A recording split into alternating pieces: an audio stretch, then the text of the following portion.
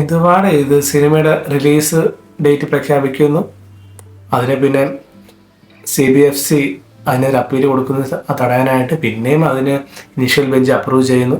ഇപ്പോൾ വീണ്ടും അവർ അപ്പീൽ കൊടുക്കുന്നു, അത് സ്റ്റേ ചെയ്യാൻ വേണ്ടിയിട്ട്. പിന്നെ ഹൈക്കോടതി അത് വീണ്ടും സ്റ്റേ ചെയ്യുന്നു. ഇനി 13 ദിവസം കഴിഞ്ഞിട്ട് ഇതിൻ്റെ റിസൾട്ട് വരുള്ളൂ. എന്തൊരവസ്ഥ അറിയാൻ വരാണ്ട് ചോദിക്കുക. എന്നാൽ ഒരു വിജയുടെ ഒരു പടം പോയി തിയേറ്ററിൽ കാണാമെന്ന് വെച്ച് വെയിറ്റ് ചെയ്ത് അവസാനം ഇതിപ്പോൾ നീട്ടിക്കൊണ്ടു പോകണമല്ലോ. ഇതുകൊണ്ട് നമുക്ക് വിഷമമൊന്നുമില്ല, കാരണം അദ്ദേഹത്തിന് എന്തായാലും ആ സിനിമ റിലീസാവും, അത് കൺഫേം ആണ്. കുറച്ച് ദിവസം കൂടെ ഒന്ന് വെയിറ്റ് ചെയ്യണം എന്നുള്ളൊരു വിഷമമുണ്ട്, അത്രേ ഉള്ളൂ.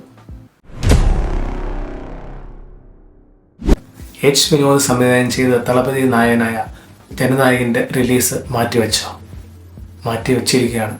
കാരണം എന്താണെന്ന് വെച്ചാൽ ആദ്യം ഇനിഷ്യൽ ബെഞ്ച് ഇതിന് അപ്രൂവൽ കൊടുത്തു, വിത്തിൻ 2 ഡേയ്സിനുള്ളിൽ നമുക്കിത് റിലീസ് ചെയ്യാമെന്ന് പറഞ്ഞു. പക്ഷേ അതിനുശേഷം വീണ്ടും CBFC central board of film certification appeal കൊടുത്ത് ഇപ്പോൾ അവർ സ്റ്റേ വാങ്ങിച്ചിരിക്കുകയാണ്.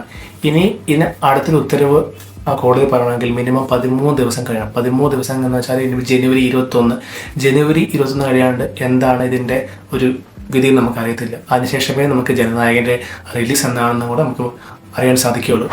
വിജയ് എന്ന് കേട്ടാൽ തന്നെ മലയാളികൾക്ക് ഒരു ഹരമാണ്. മോഹൻലാൽ മമ്മൂട്ടിയെ കഴിഞ്ഞാൽ പിന്നെ കണക്ഷൻ ഫസ്റ്റ് ഡേ കിട്ടുന്ന വേറൊരു നായകനില്ല.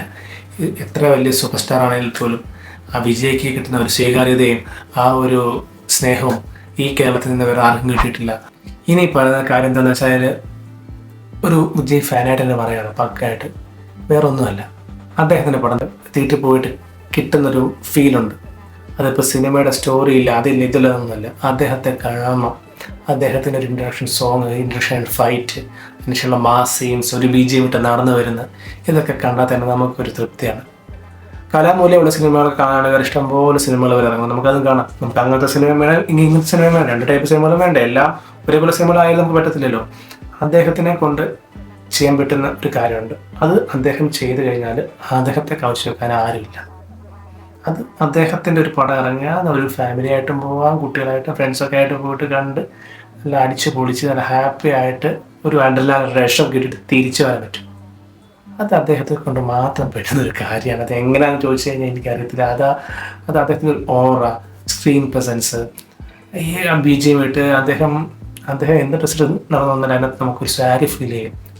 അദ്ദേഹത്തിൻ്റെ ഡയലോഗ് ഡെലിവറീസ്, ഈ പോക്ക് സിനിമയ്ക്കകത്തൊക്കെ കണ്ണ് കാണിക്കുന്ന ഒരു സീനുണ്ട്, എൻ്റെ മോനെ സീനാണത്. ആ ഒരു ട്രെയിൻ ഫൈറ്റിനിടയ്ക്ക് പല സിനിമകളിൽ അദ്ദേഹം ഇറക്കി കുറേ സ്റ്റൈലുകളുണ്ട്, അതെല്ലാം ട്രെൻഡായിട്ട് മാറിയിട്ടുണ്ട്. അത് ഇപ്പോഴും ആൾക്കാർ അനുകരിക്കുന്നുണ്ട്.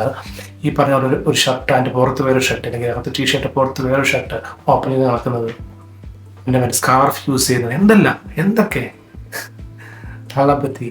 അത് അദ്ദേഹത്തിന് മാത്രം ചെയ്യുന്ന കാര്യങ്ങളാണ്. അതിപ്പോൾ ആരൊക്കെ എന്തൊക്കെ പറഞ്ഞാലും അത്രേ ഉള്ളൂ. അപ്പോൾ നമുക്ക് ഇനിയിപ്പോൾ റിലീസ് എന്തായാലും ഇനി ജനുവരി 21 ശേഷം നമുക്ക് അറിയാൻ പറ്റുള്ള എന്നായാലും പോയി കാണും. സിനിമ റിലീസാവും. ഇപ്പോൾ കിട്ടുന്നതിലും കളക്ഷൻ ആ സമയത്ത് ഇറങ്ങി കിട്ടുമെന്നാണ് ഞാൻ ഇപ്പോഴും പ്രതീക്ഷിക്കുന്നത്.